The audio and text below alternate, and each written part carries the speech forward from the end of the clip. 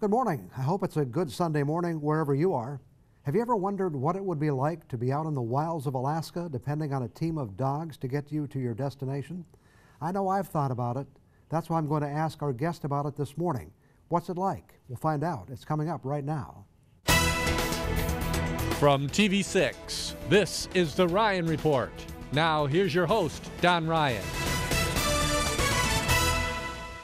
Well, Tim Hunt operates the Bayshore Veterinary Hospital in Marquette. Dr. Hunt was recently named America's favorite veterinarian. He's also a veteran sled dog racer who has participated in Alaska's legendary Iditarod. He's our guest this morning, and we're going to ask him about both of those things and a whole lot more. Welcome to the Ryan Report. Thank you, Don. Good to be here. We'll talk about the Iditarod a little bit later. Obviously, someone who is in your avocation has to love animals. How did you get involved in this line of work? Oh, it started when I was young. I had lots of pets, and when I was about 11, I realized that was kind of my calling, is to help them out. So that's been my pursuit since I was about 11. I started working in a vet clinic when I was 14 as a kennel boy, cleaning out cages, mopping up the place, and luckily I worked under a vet that was a really great mentor and kind of led me down this path, and here I am today. Although we wound up in different places, I started hanging around radio stations when I was a little kid too. About your practice, are you generally involved with household pets, or do you get involved with the full range, farm animals? No, just small animal Okay. practice is what we have going on there. We've been around since 1993 is when I moved up to Marquette and started a practice at that point in South Marquette, and we kind of grew onwards and upwards where we've kind of moved on to a different building and have a great staff and clientele that come to us from all over the UP. Okay. According to your bio, you and your wife have 4 house cats, 2 house dogs, and 40 outdoor dogs. Just caring for your own pets must be quite a challenge. Yeah, it can be a challenge. Right now the days are long, so the light comes up early, so the days are more efficient, you could say. But you get a routine down. It's not as bad as you think, but having a lot of outside dogs does take some time and effort. You know all their names, you know all their barks. People always wonder how you keep them straight, but I wonder how people keep their kids' names straight, for that matter. But they don't have 40, you know. No, they don't. They don't. You're currently the reigning America's Favorite Vet, an award presented by the American Veterinary Medical Foundation.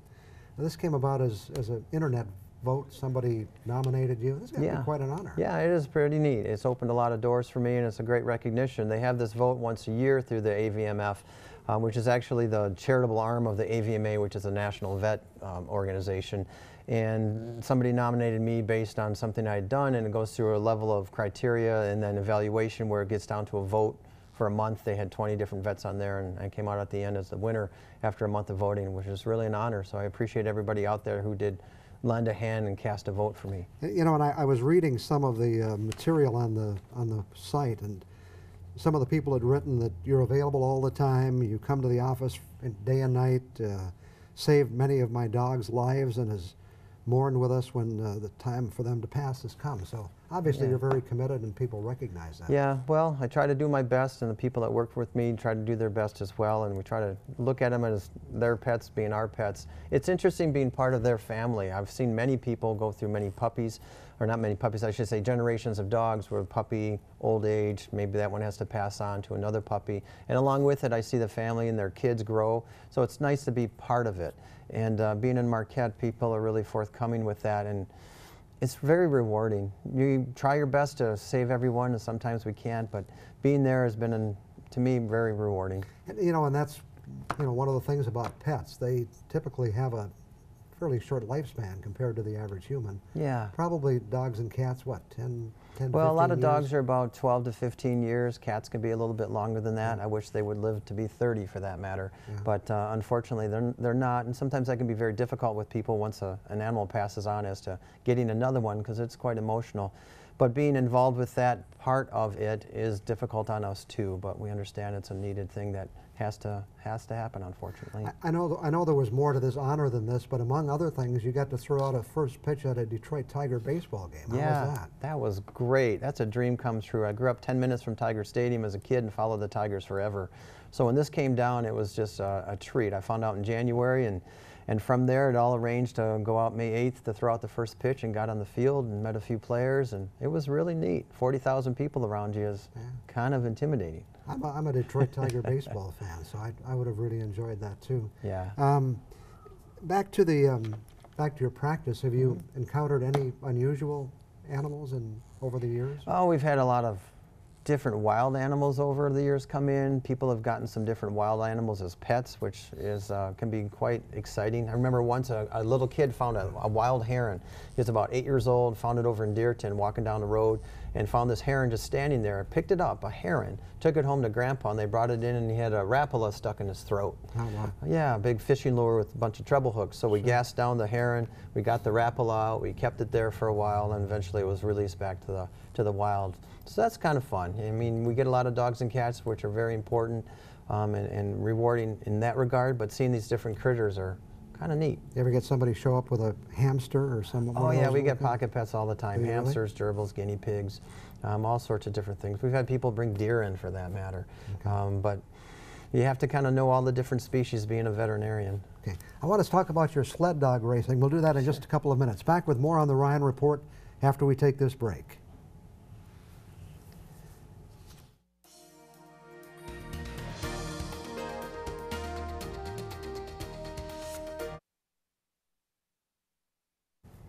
We're talking with Dr. Tim Hunt, Marquette veterinarian, but also sled dog racer. How did you become interested in sled dog racing? Oh, when I opened my practice up back in '93, I had no clients. So I thought it was a good idea to get a couple of kennels that were local and that had 60 or 70 sled dogs. Little did I know that most mushers don't have any money, and little did I know that I'd fall in love with working with these dogs. So what happened was suddenly I was starting to barter my services for some dogs, and then lo and behold, 4 became 8, 8 became 16 dogs, and that's how it kind of started back in '93. We've got some video, and if I can get there we go.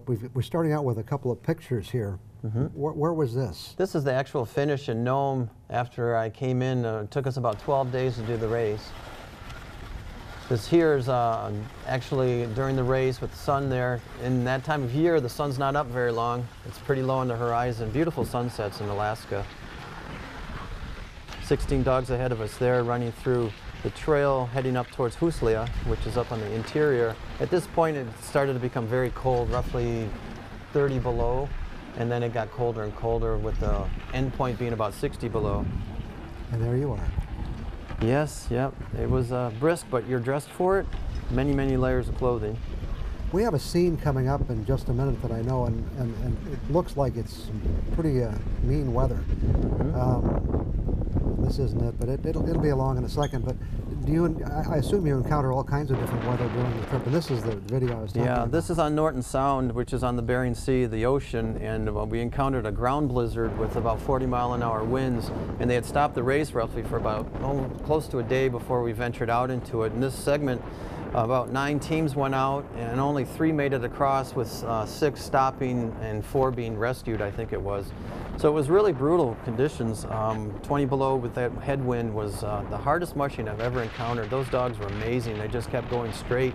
We couldn't find the trail, except the dogs would find the trail. So it was 10 hours of intense, intense mushing. And here we're back to some...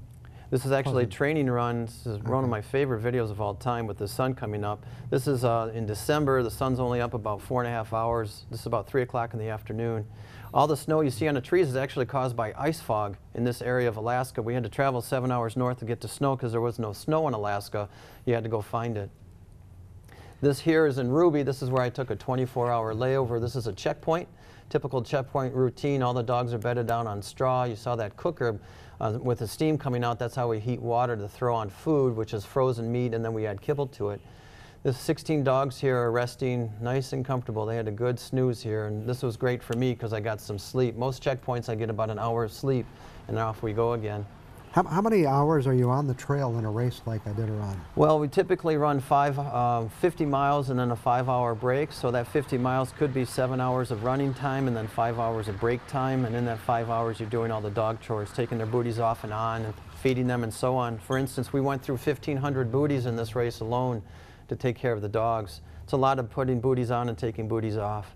Tremendous amount of dog care. We were lucky enough with this team, we had the whole team through 2/3 of the race before we had our first injury where we had to drop a dog or leave one behind. Here again is in training with the ice fog and how it makes these trees look pretty ghostly. Kind of a naive question, but you have spare dogs? Is that how it No, works? actually we start with 16 dogs in Iditarod. It's 1,000 miles, and we can only drop dogs, meaning leave them behind at a checkpoint to be flown out. We have to finish with at least 5 dogs. We finished with 12 dogs in this year's race. You know, it has to be very lonely out there. What goes through your mind as Everything goes through your mind. It's so nice. 12 days with no cell phone is a dream, Don. Yeah. It's really nice. So you're thinking about everything in the world, and you never know where your mind's going to be taking you. But mainly, you're watching those dog fannies and what comes out of them, to watch for any lameness issue and see how they're going along the trail. These dogs were just tremendous. We had a lot of fun. We trained in Alaska this year, so I traveled back and forth to Alaska once a month for roughly 7 to 10 days and trained dogs in between. Someone else trained the dogs while I was up there until I went back in February for about a month. Any advice for anyone thinking about getting involved with sled dog racing? Maybe the advice is not to, but no. I just Well, it's a lifestyle. It's not an easy thing. It's not like a snowmobile where you can turn it off and put it in the shed. These guys take year-round care. But they also are very rewarding. But it's a lifestyle thing. Luckily, my wife is good with that, and my staff at work understand kind of this is in my blood and it takes up my time. This is us coming into Nome. This is the actual finish of the race after 1,000 miles, and these dogs are still rolling along really nice. We had a good time. It was hard, but very rewarding. It was very cold this year. Northern Lights every night was great, but it was cold. Ended up with the dog in a sled bag with me, sleeping there more than a few times. Keeps you warm when you're camped out without any structure. It's just fascinating. It really is. How did you decide you were going to go to Alaska to do this? Because I find this the most rewarding kind of racing for me. I really like this style of racing where you just go off with a group of dogs, have to take care of them for a week and a half, and Alaska's beautiful. I love it up there. It's just a huge state with so much to see. And to have it with the dog team, it's been nice. I've been lucky enough with dogs to be able to travel to various parts of the world and do things like the European Alps and such. And I was going to say, I know you've done some other races too, haven't you? yeah, I've done a lot of races. I've done it in the Rockies and the Alps, Canada and Alaska. It's fun because you go on trails which are not normally traversed by people. So you're out there on your own with just animals. What's the relationship between you and the dogs? It's pretty good. It's close. You know, they count on you. You count on them. It's very back and forth. It's very symbiotic, I guess you could say. Again, you could abuse it if you're not careful, but to me, it's really fun to take care of these animals and watch them grow. And I've had numbers of litters of puppies over the years and had them throughout their whole course of life. But to me, it's what cooks through my blood, as best I can say. Is there, special training they need? These dogs are kind of bred for this work over many years and generations of dogs from Alaska and other places, so that's what they do. It's no different than, let's say, a Labrador Retriever that's selected to chase a duck down after you go hunting. These dogs are meant to pull something and go forward. So training-wise, genetically, they got it, and then we start training them in the fall and build up their musculature and endurance to be able to do something like this. Do you ever get out there on the trail in the middle of a race and have a dog get kind of rebellious? Or No, not too much. We do go through that in training. Okay. Training is meant to kind of correct those things, but they want to run, and that's their reward, is running. So rebellions can happen with young dogs, but we work through it. And it is a team, really, too, isn't it? It really is a team. They know when they cross the finish line, they know who's in charge dog-wise. Certain dogs are leaders and some dogs are not. We give them all an opportunity to be up front, but certain dogs have that acumen more than others. Does that leader rotate? Or? Yeah, we rotate leaders. So for instance, on those 16 dogs, we had roughly 8 or 10 dogs that we rotated up, or I rotated up to run up in front. Okay. Well, it's just fascinating. And thanks for coming in and sharing it. Sure, you're welcome. We'll talk about some other things involved with your veterinary services after we take one more break. Back in a couple of minutes.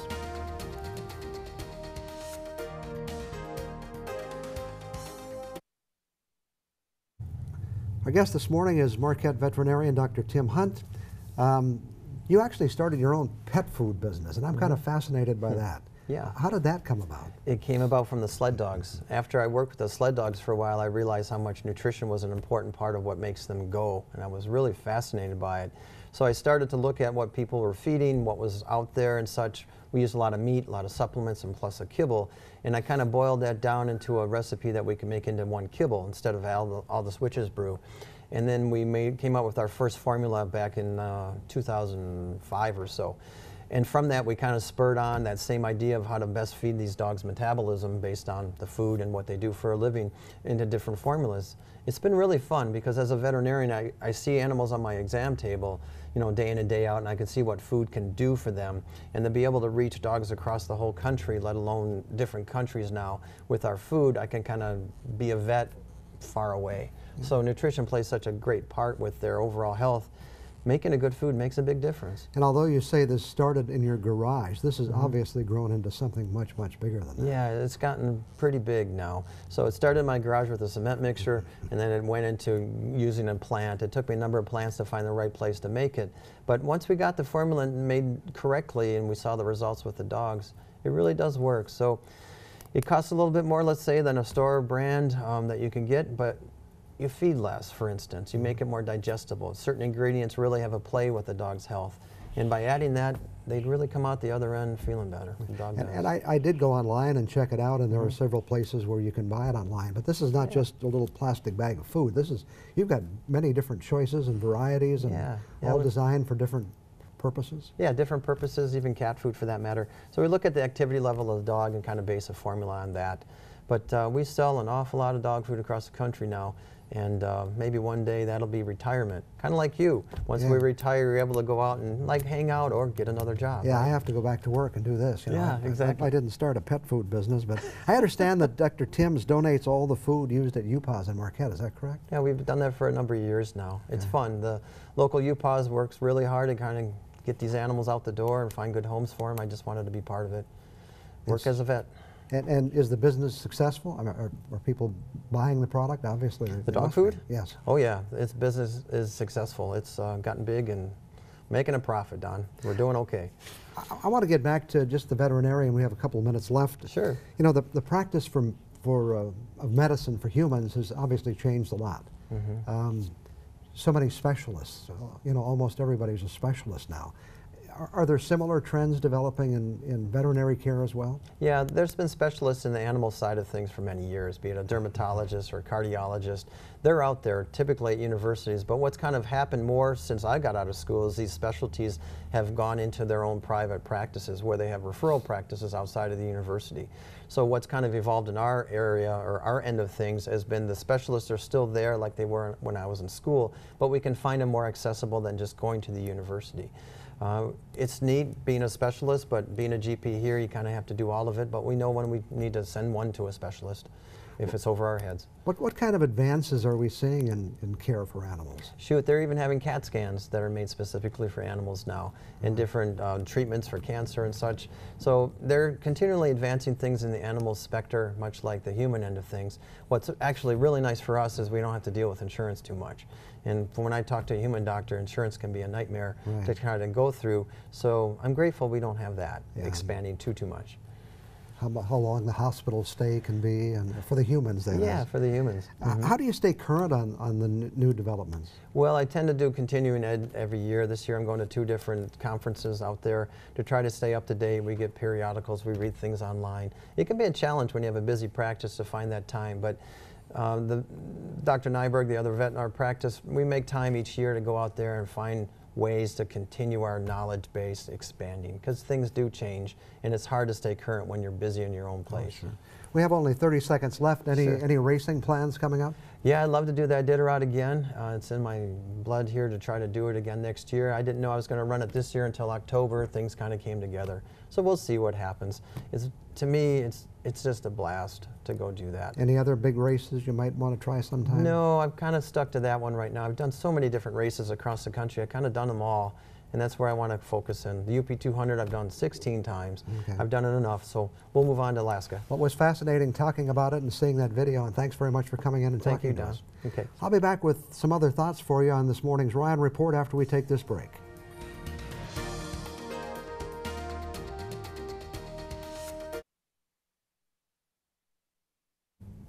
Complaining about the weather is something a lot of us just like to do here in Upper Michigan. We do it during every season of the year, but if there's one season that comes in for more criticism than others, it's spring. I think sometimes we forget that even though the calendar says it's June and we want it to be summer, it really doesn't arrive until the 21st of this month, if we're lucky, that is. It's really not surprising that we're anxious for nice weather to arrive. After all, one thing we know for certain is that winter will be winter, and a lot of us are anxiously waiting to warm up. I think I finally figured out why spring gets so much criticism. During spring in the UP, we get all 4 seasons of the year rolled into one. Now, what other part of the country can say that? Sometimes our biggest snowstorm of the season will arrive during the spring.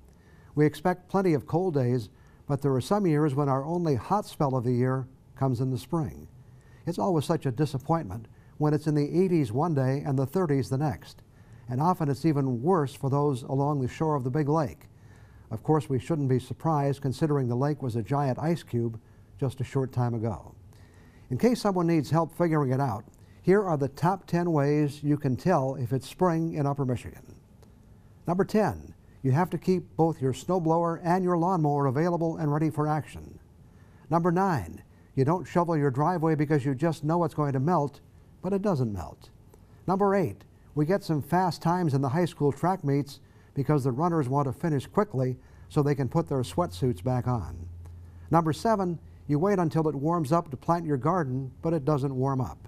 Number 6, you look out your front window and see the lawn covered with snow and dandelions at the same time. Number 5, at home, your furnace and air conditioner sometimes both run on the same day. Number 4, people are playing golf with gloves. Not golf gloves, winter gloves. Number 3, Carl Bonak keeps talking about the peepers. Number 2, snow on the lilacs creates such a pretty picture. And the number 1 way you can tell it's spring in Upper Michigan, the robins are singing, but you can just tell their heart really isn't really into it. I guess when all is said and done, if the weather is the worst thing we have to complain about, life can't be all that bad. In any case, regardless of how we feel about the weather, if you want to know what's coming next, just watch Carl Bonak and Dan Giroux here on TV6. I'll be back in 2 minutes.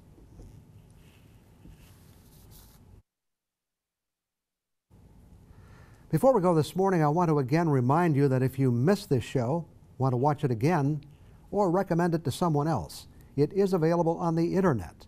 Just go to uppermichigansource.com. The latest version is usually available starting at about noon tomorrow, and some of the previous versions are also there for you to enjoy as well. And if you have some thoughts you want to share with us, our email address is theryanreport@chesstv.com. I'd really like to hear from you, so why not drop us a line? Thanks to Dr. Tim Hunt for joining us this morning. Clearly, he has turned his veterinary avocation into an interesting adventure. I'm glad we had a chance to hear about the Iditarod and some of those races. The Today Show is anxious to get started, so enjoy the rest of your day, and please join us next Sunday morning.